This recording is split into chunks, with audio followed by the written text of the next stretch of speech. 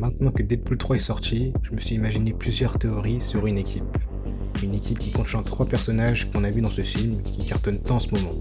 Que ce soit dans un potentiel Deadpool 4 ou dans des prochains films Marvel, nous allons voir tout ça dans cette vidéo.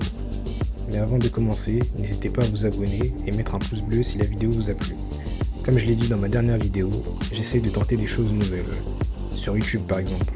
D'ailleurs, n'hésitez pas à me rejoindre sur mes autres réseaux sociaux qui sont en description pour ne rien rater des futures news des prochaines vidéos. Merci à vous.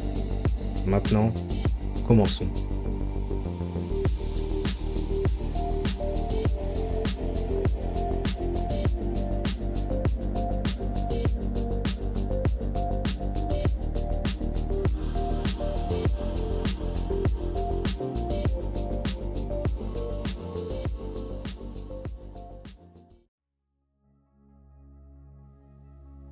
À la fin du film Deadpool 3, on voit bien que toute l'équipe est réunie après que Wade Wilson et Logan aient réussi leur mission, qui était en quelque sorte d'éviter une catastrophe dans le multivers.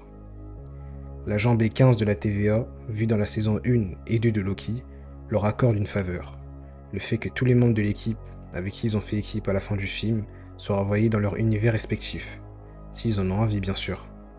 Un très beau geste de la part de B15, pas vrai ? Mais on remarque à la fin du film que Laura, alias X-23, fille de Logan, soit restée dans l'univers de Deadpool. L'univers 1005. Mais pourquoi ? On peut aussi se demander comment a-t-elle atterri dans le néant. L'actrice elle-même, Daphne Keane, a confirmé que le personnage qu'elle jouait était bel et bien la Laura qu'on avait vue dans le film Logan, se déroulant en 2029.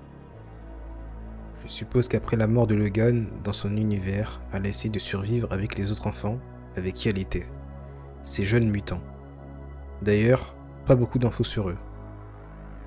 Jusqu'au moment où elle a dû sûrement tomber sur un gadget temporel qui lui permettait de voyager dans le temps, comme un certain personnage qu'on a vu dans Deadpool 2, si vous voyez ce que je veux dire. Jusqu'à ce que la TVA la capture et l'envoie dans le néant après avoir trop joué avec le temps, rejoignant un monde en pagaille avec toutes sortes de variants, sympathiques comme dangereux. Voilà comment je vois les choses concernant son histoire. Bien évidemment, ce n'est juste que ma théorie. Cool de savoir que maintenant, elle soit dans un univers où une bonne partie des X-Men sont réunis. Je me dis qu'elle a un très bon avenir dans cet univers. Imaginez seulement un trio, Laura et Logan, père et fille, qui se retrouvent après tant d'années. Pour elle, ça serait comme retrouver le temps perdu avec son père. Également pour Logan, lui, qui a perdu son univers et toute sa famille. De savoir que Laura et sa fille le fera le plus grand bien. J'en suis persuadé. En ajoutant à ça une touche d'humour avec Deadpool. Personnellement, je signe. Imaginez les combats à 3 avec ce trio. Franchement, la classe. Accompagné de personnages secondaires comme Colossus, Yukio, Negasonic Teenage.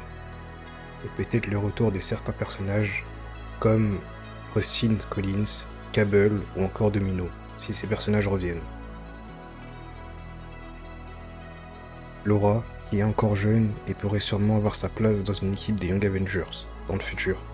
Mais pour ça, il faudrait d'autres jeunes héros quelque part dans l'univers. Et c'est pour ça que j'ai ma petite théorie. J'en parlerai prochainement dans une autre vidéo. Voilà, c'est tout pour cette vidéo. Une vidéo plutôt courte, j'avoue, mais qui me paraissait nécessaire pour ces 3 personnages. N'hésitez pas à me dire en commentaire qu'est-ce que vous en pensez de cette théorie, et est-ce que cette théorie pourrait vous hyper dans le futur du MCU.